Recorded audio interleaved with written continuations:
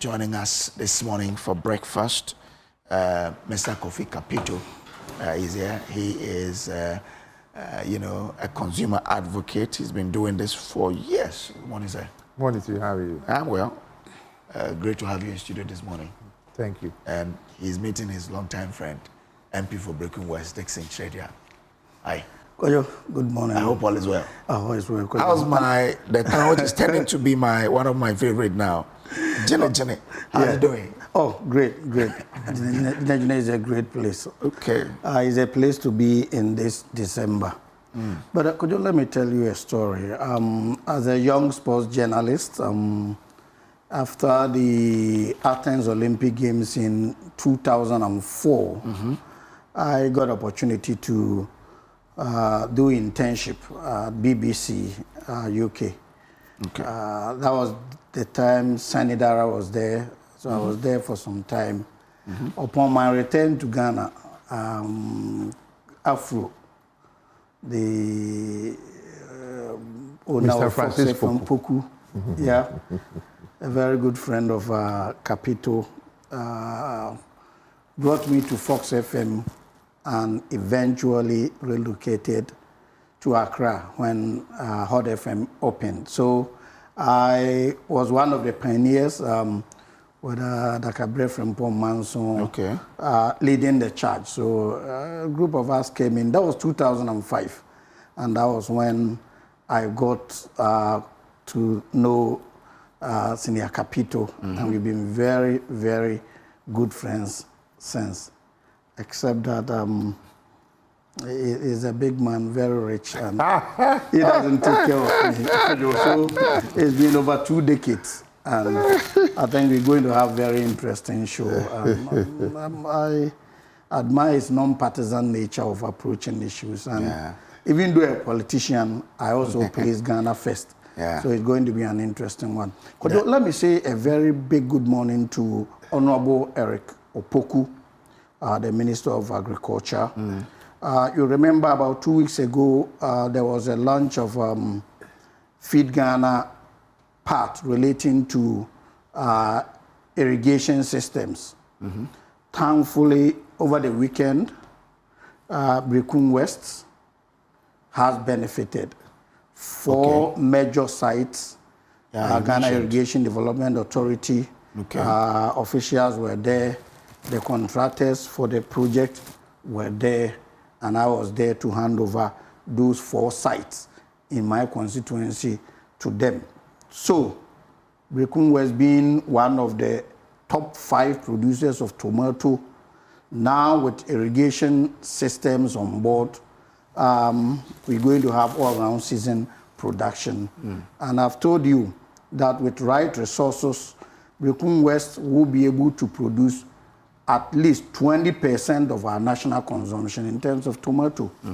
Now we spend about $400 million a year importing from Burkina Faso, and it is a very good policy for this government to invest to boost production here, to avoid spending our dollars importing tomatoes. So once again, I really appreciate the good work the minister is doing on behalf of the president, and that tells you the Feed Ghana is on course.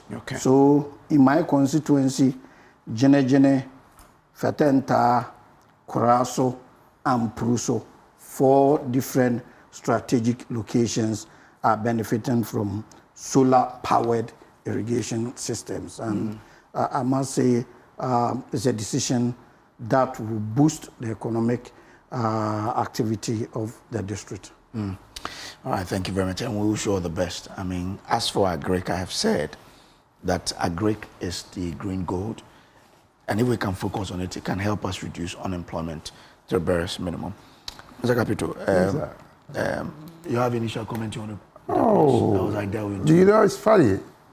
I really admire Stuart. Honorable, I've called him Stuart, so that's the only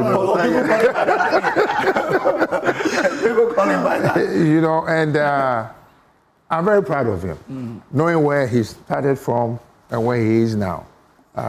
We've had various people who have been in the same field as he started, but it kind of looks like sometimes they don't pursue their dreams. So to see him become a representative for the people of Gini and the rest of the environs, that is where decision is made. So if you are there representing, I hope that his contributions, he considers the people of Gini. It's interesting how in this part of the world, representatives don't even think about the people who send them there. And they think about the party. In any advanced society, if you neglect the people who sent you there, they will take you out. But unfortunately, we have a peculiar situation that even if they ignore you 4 years, they'll come and tell you something different and you fall for it. So I'm proud of him, I applaud him, and I say he should keep doing what he's doing. He's talking about this agric thing in this irrigation. Look, Ghana, our major problem is sustainability. We have good ideas, okay, we deploy, and we go back to rest. I don't understand that why Burkina Faso should sell us tomatoes. Over the years. It doesn't make any sense. That means we are a failed nation. Because the temperature there is worse than us, even the worst place in the north. So what are they doing that is right? That we cannot do. Right. My grandmother was a cocoa farmer. My grandmother even won the cocoa farmer of the year.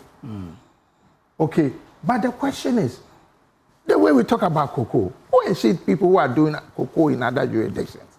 Go and see what they've done. Okay, yes. So to me, look, we are a blessed nation. Very blessed. You know, somebody told me a joke that when God was creating the earth, he created the Middle East and there was chaos. He created the air and there was a tsunami and everything. So, and Gabriel asked him, what is this small island that you've given them everything? And so you wait till you see the people are put in there. That is Ghana. There's nothing wrong with Ghana. It's the people of Ghana. Okay, all right. That's food for thought this morning. When God has blessed us too much, we need to utilize those blessings that He's giving us. Like Bob Marley said, when there's abundance of water, the fool is still thirsty. Okay. Well, let's get into the issues now. We'll start from the Supreme Court, which has suspended the Kpandai Rerun. But we're asking, does Nyindam still stay out of Parliament? But before we start, let me welcome my two other guests on Zoom. Dr. John Osai Kopon is on Zoom. He is the director of the Democracy Project. Doc, thanks for joining. A CDD fellow as well. And then we also have Dr. Asa Sante. He is a lecturer with the University of Ghana. Thank you very much, bosses, for joining us here. But let me start from Parliament, of course. Let me bring in Honorable Tredia. Last week, we had this discussion here. We all thought that, yes, the rerun will be coming off, but the Supreme Court yesterday said, no, hold on, we'll give our ruling. I think it's 13 January. Yeah. And therefore, hold guns for now. We'll deal with it. How did that come to you? Koja, I'm not surprised at all. Last week, we all spoke about the processes in court. 3 different processes were in place. They were at the Supreme Court seeking for interpretation of the 21 days filing period. They were there again trying to stop the processes. They were at the appeals court. So we all said last week that let us all hold our guns and wait for what the court will say. And now that the court has put the processes on hold, we all have to respect the decision of the court. And I believe EC would respect that and hold on. So that's why last week, I was worried the way top officials of MPP were running down the entire judiciary. So with this decision, what are they going to say? So I said over here that let us have... But when they're running down, they said they believe in it, that's what they want. Oh, no, I mean, you all heard the commentaries, some overboard. Okay. Totally overboard, describing the judiciary as being in the pocket of the government. And in fact, there were placards to that effect. even in Parliament, the day they protested, and all those things. So let us be a little bit restrained when it comes to some of these things and allow the processes to go. We all appreciate how painful and frustrating it is when decisions go against you in court. But since the ruling of the High Court was not the finality to the issue, the Appeal Court was there to deal with the matter, Supreme Court was there to deal with the constitutional issues that were raised. So I was expecting our friends to have restrained themselves a little bit. And don't forget, when this issue came up, it was our chief whip who raised it in Parliament. His application was dismissed by the Speaker that very day because the chief whip wanted the Member of Parliament for Kpandai to be removed from Parliament that day, and that was dismissed. Later, when the clerk to Parliament wrote to EC, they were up in arms against the clerk, against the very Speaker who initially ruled in their favor, and they jubilated on that day. So what I want us to appreciate as Ghanaians, if we want our democracy to succeed, we need to respect the institutions, especially the constitutional bodies that have been put in place. You may not be happy with certain decisions, but we need to be temperate in the kind of words, languages we use to describe these institutions. Because the very day we run these constitutional bodies, these institutions, then we are running down our democracy. So let us all respect the decision, wait and see what happens. On the 13th, the case will be in court again. Meanwhile, the appeals court will also be dealing with its part. So let us wait. If at the end of the day, the decision of the courts, that is the beauty of democracy. High Court has spoken. That is not finality to the issues. Appeals, Supreme Court may have different views. If their views are different from what the High Court has said, that supersedes the decision of the High Court. And we go by that. If the decision of the High Court is affirmed by appeals and Supreme Court, then we all go for the rerun. So let us wait. What I'm pleading for is that all the parties should be given, fair hearing, level playing field for the defendant to defend himself and for the complainant to also pursue his case without any vilification of individuals and institutions involved in this dispute. Okay, thank you very much. Mr. Kofi Kapito, a lot more, the MPP's issue with the Speaker, and they cite what happened in 2021 with the Arsenal North. Exactly.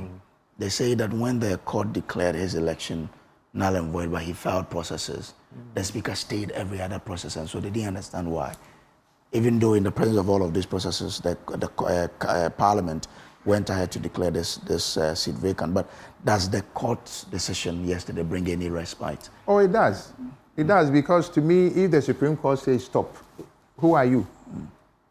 EC, Appeals Court, High Court, the Supreme Court supersedes everybody. So Supreme Court says, oh, this, like they say, red means stop, stop. Yeah. So simple as that. Yeah. But I find it interesting how, you see, last week, still got these people. We saw them on television. Same thing, the MPP side. You are guilty. The two of you are guilty. You can't come and sit here and make it look like somebody was innocent and blah, blah, blah. Look, I saw you're talking about the scenes I'm in Parliament. talking about everything about this Kpandai and this whole issue and the behavior of our representatives. If you came home and you saw two of your kids misbehaving like that, what would you tell them? You came and two of your kids were acting the same thing, and we sent you there. Let me finish. Yeah. You are disrespecting us because we wake up in the morning, go and queue, hoping that you will go there to do business that will benefit us. I understand politics. Okay, I lived in a country that all they do is politicking. But the question is, it gets to a point, decency. Okay, respect to the people who took you there. Once they get there, they behave as if they are their own bosses. But remember, 4 years you come, if you are not lucky, the same people will take you out. And Ghanaians are very, very pissed off. Honestly, I don't even understand why this word honorable is even bestowed upon you people. Because things that you do, most of the time, there's nothing honorable about it. Okay, I mean, like I said, 2 kids on the street in front of multimedia, behaving the way big men. Right, look, the Supreme Court, and that is where people were saying that the case is in the court. Hold on, let the court decision come. Okay, then somebody quickly says that the seat is declared. If a case is in court, it's not a finality. Unless the court says that stay of execution, you don't come, you don't go. It's as simple as that. But why do we always do and behave as if we don't understand the rules of parliament or the judicial system? After all this, the 2 sides, what have they gained? The Supreme Court stopped. So now, is the EC going to go back and say that I'm going to go up based on the calendar of the decision from the court? Because the EC cannot run any election until the Supreme Court decides that, yes. Why are we always in a rush? Why? Because of power. The power resides in the people. Oh.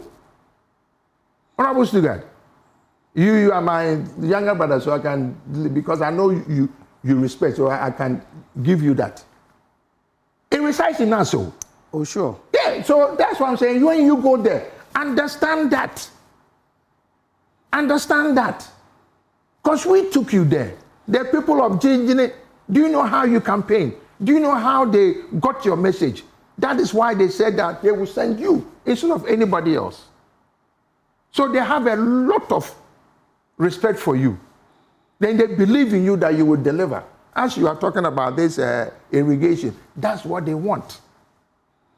That is what they want. If you go into, oh yes, I've been able to get 4 of these irrigation projects to my area. That is, look, you know something? Me, I always say, unfortunately, the process of going to Parliament is so difficult. If I was ever in Parliament, even my own party in power, I will hold them in their balls when it comes to voting and tell them, give me this thing for me to take my constituency. Otherwise, I won't vote for you. That is how politics is. That is where you go and you do trading. Because, yeah, the man wants you to vote for him. I also want a project for my constituency. I don't have a problem because my people have to send me back. So if they see that I'm doing a good job for them by bringing projects to them, development to them, they will always vote for me. But if I side, it's unfortunate, and they know. They don't want to use it. It's in Parliament. You know how in other jurisdictions, the moment you vote, your record will be captured. Yeah. So that your opponent can come in 10 years and say that when it came to issues regarding women, you voted against them. They are not going to insult you. They have it in Parliament. They refuse to use it. Here in Ghana, the system is there so that I can hold him accountable. Okay. You see, this is what I want our democracy to go. Okay. And this acclamation and hey, I see some kindergarten kids. Let's use the system. We spend money so that I can have your record and say and go to your constituency. I won't insult you. I will show when it came to voting. This is how you voted. This is how the man voted. It's as simple as that. All right. Let me bring in. Would you indulge me a minute to clarify one important issue? It could be a Bantain. No. You like to then I'll give you seconds. You know, Kojo, I agree with my senior brother that what happened on that day was an indictment on Parliament as an institution. But let us also be clear in our minds that the whole chaos was orchestrated and executed by one side of the parliament, the minority part of the parliament. They orchestrated and executed that. That notwithstanding, as parliament, as an institution, it doesn't look good. And I think we should take that in our strides and conduct ourselves in a manner that the public will not go after us in the manner they are doing now. The Speaker is angry about that, and he issued a statement on that. So we should learn. I mean, Parliament is about power of brain, not about brawling on the floor of chamber. And we should be mindful of that. Let me bring in Dr. John Osai-Kopong here. Doc, I don't know whether you had an expectation ahead of this potential hearing yesterday. Eventually, the court heard it. I don't know whether you expected the court to go in the direction it went and what your own reading of the situation is.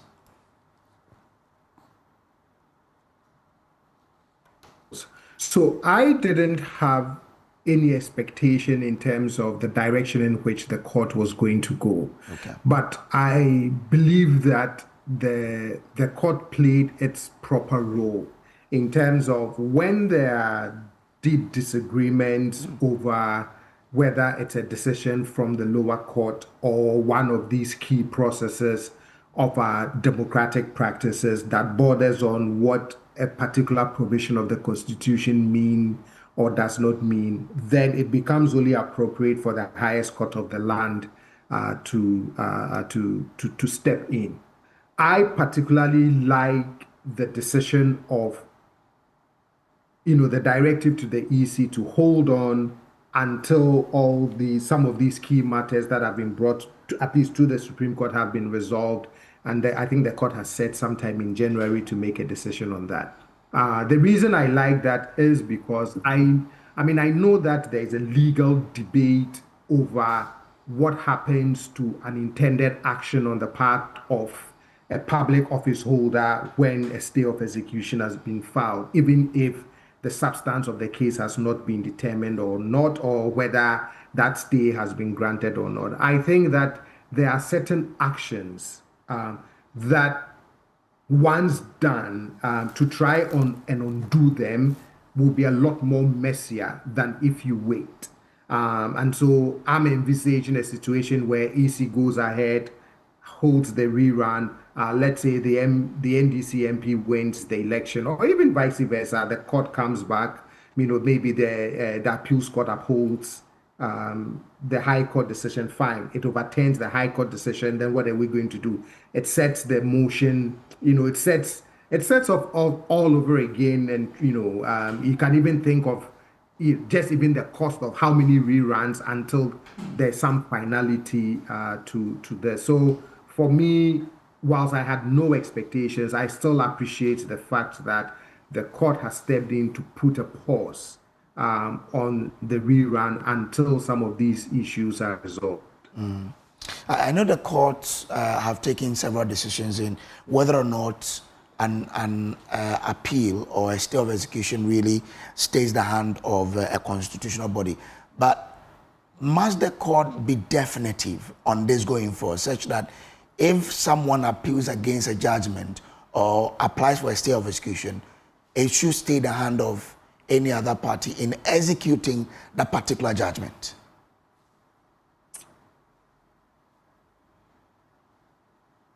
Doc, I'm still with you.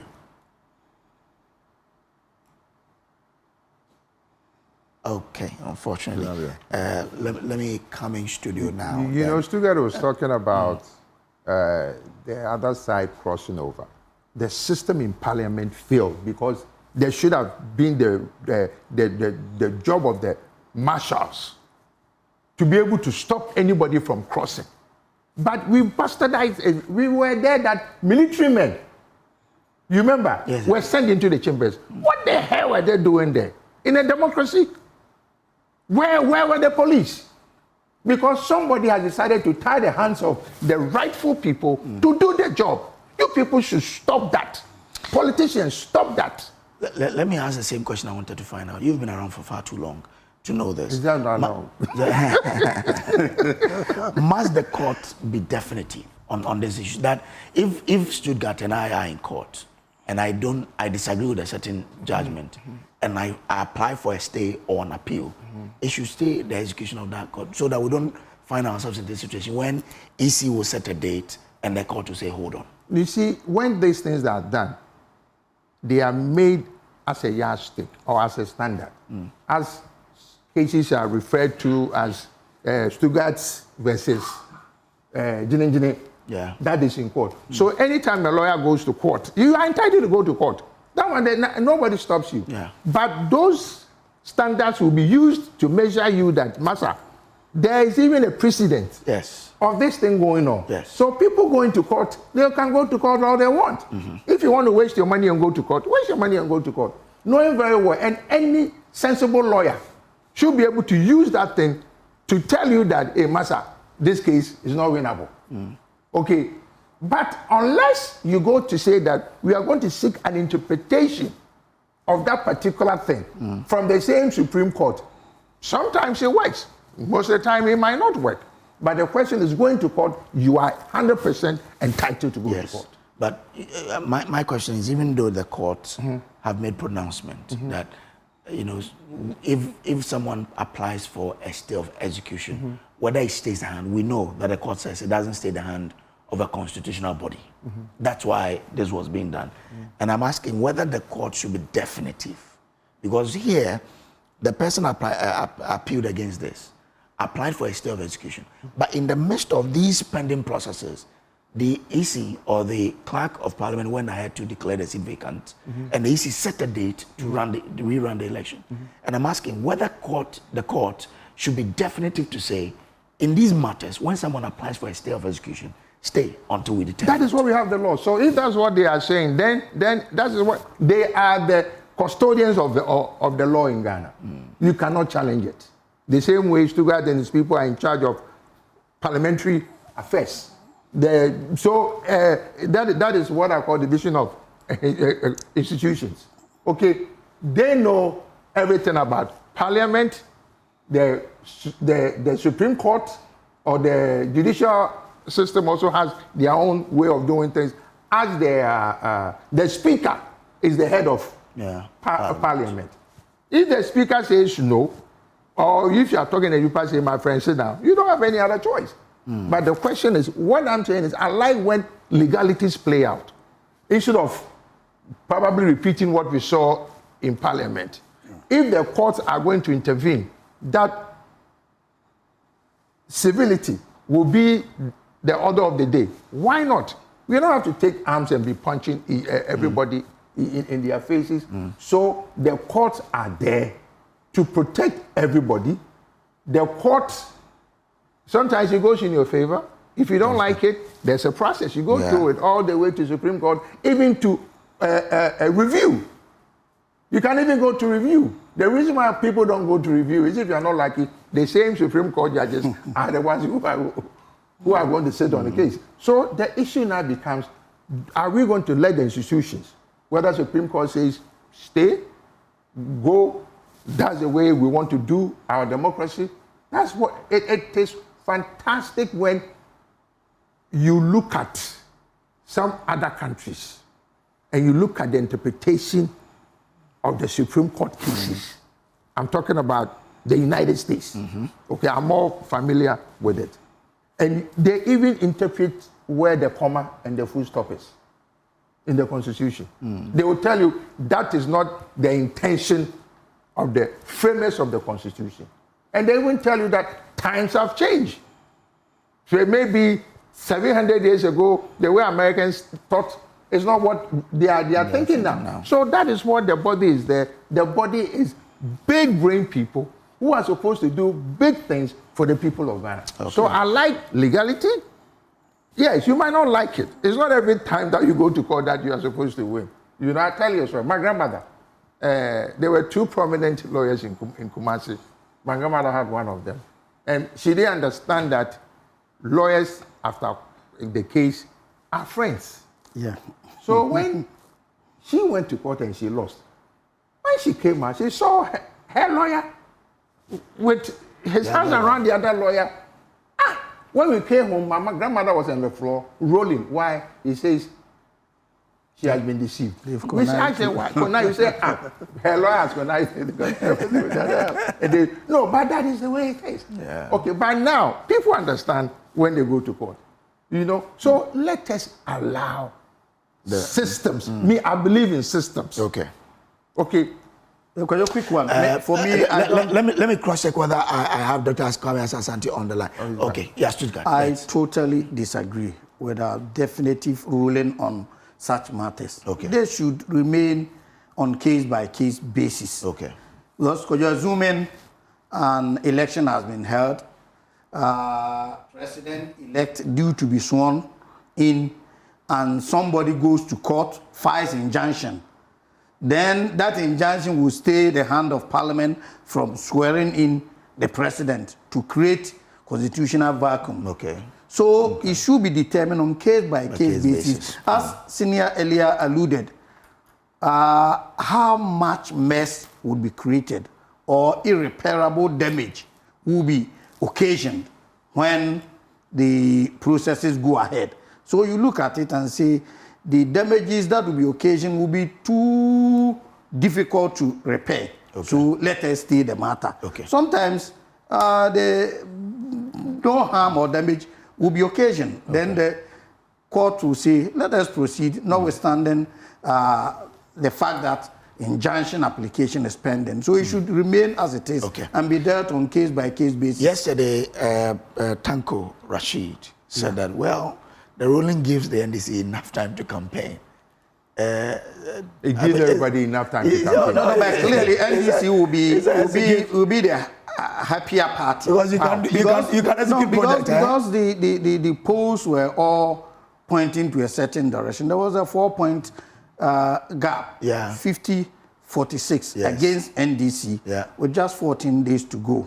So if that is anything to go by, it means NDC was trailing. And if you are trailing, you need more time to make amends. Okay. So that's why Rashid Tanko Computer said it's given NDC a breather, and that will mean the defeat of MPP being deferred to a later date. That's what he said in quote. So for NDC to be a breather, because the polls were pointing to a certain direction. Even though we were very confident we were going to overturn the polls in the 14 days. Okay. But with the extended period, that certainly gives the 1 trillion enough time to work to overturn. And don't forget, when we were going to Ablikmanov, we were trailing earlier on. When we were going to Akwatia, we trailed till the last date, yet the outcome of the election was different. So having won 3 by-elections after 2024, Ablikmanov, Akwatia, and Tamale Central. Tamale Central, you were in contest. But whatever the case, the seat has come to NDC. Yeah. So you know what I find interesting? You know what I find very interesting? You see, politicians. So Kwadwo, they don't. The confidence is there. I mean, you've gone 3 matches undefeated. When you go into 4th match, you go in with all the confidence. The governing party. Exactly. You are doing wonders. Based on if we're looking at the performance of the government alone, you would have straightforward say that's going to be NDC's seat again. But local dynamics also play into, and individuals. In elections, let me tell you, the party, the current situation of the country, and most importantly, the candidate. And so local dynamics come into play. That's why money doesn't play a role? Exactly. For instance, let me tell you. I'm asking whether money doesn't play a role. Huge. That's the lifeblood of every campaign. Okay. If you don't have it, forget about it. No, I mean in buying the electorate. Money, to some extent, it has its limit. That's what we saw at Asenov. Notwithstanding... But I didn't see it in Akwatia. I'm talking about Asenov, the amount of money that came there. Still, MPP didn't get the results. But you didn't see it in Akwatia. So if it happened in Akwatia, it came with results. Have you seen the difference? Oh, okay. Assuming you spend, but you without admitting. I'm not saying we spend, but assuming without admitting that money plays a huge role. And in the case of Akwatia, you're asking whether money played any role. If it played, it came with results for the incumbent. But in the case of Ascendoff, MPP spent billions, yet they didn't get the results they wanted. So money, resources, logistics all have their limits. If the likes of Ambrose Derry, the likes of Henry Cote lost in the 2024 elections, it tells you sometimes it is not about the resources at your disposal. Local dynamics, the candidate yourself, and a whole number of factors come into play. So money alone cannot win. Thank you. The contributory factor, very important lifeblood of elections, but that is not the major factor. Mr. Commissioner, you wanted to make a point before I go on Zoom now. Yeah, don't. Because you see, politicians, they don't listen. They don't listen, and once they are in power, they think they are unstoppable. Look, when people, you're talking about me, I tell people it's too early to even judge the current government. Okay. You know, because a year is not. But you people should stop bragging. Because I can tell you, people are complaining as to what is in their pockets. And whenever people start complaining about their pockets, no matter what infrastructure that you put up, be careful. And that is the complacencies of Ghanaian politicians. It happened with MPP. You remember under Kufuor, it got to a time that when the drivers were complaining about fuel prices, my own sister, Patricia Pege, was giving free petrol. They told them we won't vote for you because it was too late. Stop bragging. Let's see the action. Like your place that they've brought that irrigation. Once the irrigation gets going and people are planting and the tomatoes are coming, automatically they will bring you back. That is what we should expect. Just lips. Ghana, we talk too much. As for talking, we can talk. Writing too, we know how to write nicely. By implementation, wallahi, is difficult. Okay. Dr. Sasante, thank you for joining us. Let me come to you on the Kpandai and matters arising. Last week you were in this discussion as well. Today the Supreme Court says, EC, hold your guns until we decide the matter. But that is because the NDC candidate had not been served as up until yesterday when they were hearing the case. Of course, they had to allow time for the party to be served. It doesn't mean it's a victory for the MPP, not so. Oh, no. Once you go to court, you wait until final determination of the case. So they've just started. But I love the situation that when people have concerns, they don't resort to the use of guns and bullets and all that, but they go to court to seek redress. For me, that is what we want.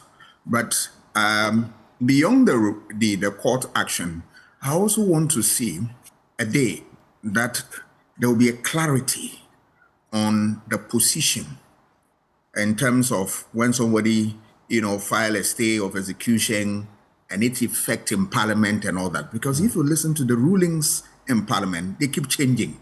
So I'm looking for a day that somebody can trigger that course of action in court, and then the court, in their wisdom, will come out with something that will become the blueprint for all of us, so that political parties don't go to Parliament, and then when their parties are in office and they are in majority, they have a different voice, and then when they are in opposition, a different voice on the same matter that is before Parliament. For me, that is where the inconsistency is. But I'm looking forward to a day that the courts, somebody can complain and the court will look at these things, and then we draft something, the court decides on that. Or Parliament takes steps to come out with a law that defines us clearly, unambiguously, so that it becomes the law that we use when such occurrences do happen. Okay, but isn't it interesting that Matthew Nyindam, there was no order to say, well, in the space where we are waiting to come up with our final decision, Matthew Nyindam should return to Parliament, because then the people of Kpandai are denied of representation. You can't blame anybody. When the law says that don't hold yourself so, it's not the fault of anybody. It's the law. If you don't want anything contrary to that, then you do work on the law. But you see, that is why I'm saying that all these things must be, put before the courts one day for us to have a clear, definitive position on that, so that the politics about it. If you look at what happened in Parliament relative to the issue we are talking about, the initial thing was politics, the politics of it, but not the law of it. The legal aspect was missing. They were all dancing around what the law says. They had two interpretations. You remember in your program, you call in a majority leader, and he gave a long lecture on that. And then you call the minority rep. Also, he gave a counter to that. So you realize that there is a problem here. And the essence of law is that it is used as a useful instrument to regulate the conduct of people and give us the focus and direction in some of these issues. Yes. Okay, but Saul is playing over again, right? Because in over a month, per se, the people of Kpandai won't have anybody representing them in the House. Is that fair to them as constituents? It is one of the byproducts of politics, which normally it doesn't augur well for a meaningful democracy. But hey, that is what we can do. And that is why there is a short period of time for in event of this nature, so that the issue can be addressed and addressed properly. You can't say that when there is a by-election, immediately somebody must act or election must be conducted and all that. It takes some time. So that little time, that one, we can work with it. Yes, except that if the process drags, that is where the problem lies. More often than not, you realize that some of these things, if we have a clear position as to what happens in Parliament and what the law is, you realize that we are able to deal with this situation. And then sometimes the case become worsen when it gets to court and it drags for a very long time. You remember Ayawaso West Wugon. There was a sitting MP, which, MPP filed a case against Rebecca Adote, I recall the name, and then Amu. Eventually, Adote was taken out of Parliament, and then Amu came in. Amu came in a few months or so to the expiration of the tenure of that Parliament. So you realize that there are inherent injustices within some of these processes, which Parliament must sit down carefully, look at how best we can navigate our way and create a system that will stand the test of time. Okay, all right. Thank you. But if I give you 30 seconds, the debate about which side this whole period favors, what would you say? That the NDC say gives us more time to campaign. Does it favor the NDC or if it favors the MPP? In politics, when we talk about elections, there are dynamics, all right? And the dynamics, it means a lot of factors come into play. But one of the factors that push voters to vote one way or the other, even at the national level and then even constituency level, is the issue of the economy. Yes, if you are in government, they want to see, is the economy, providing the needed opportunity for people to make ends meet? If the answer is no, obviously it will rob off you negatively, and the effect will be dire on your fortunes. If the economy is doing well, people can look at it and say that yes, if we maintain or put you in Parliament, you are going to be able to canvas for development for us and the rest of them. If you were in opposition and you also have to contest for the election, even though you are not in government, they want to know that when you were in office, what did you do in that constituency to attract a second, an opportunity to put your candidate into office. So that economic function cannot be taken away. But beyond that, we have also constituency-specific issues all right, that also determine the focus and direction of voters. Okay. If each constituency has its own peculiar problems and they want to see which of the candidates best represent them in terms of how that person can deal with their problems head on. And that is another critical factor. Okay. And of course, sometimes too, they look at issue of unemployment, infrastructure development, and all that. Remember, if you read the directive principle of state policy, he said all sections of this country are entitled to infrastructure development. And some of these things played out at the constituency very much so. Okay, all right. Thank you very much.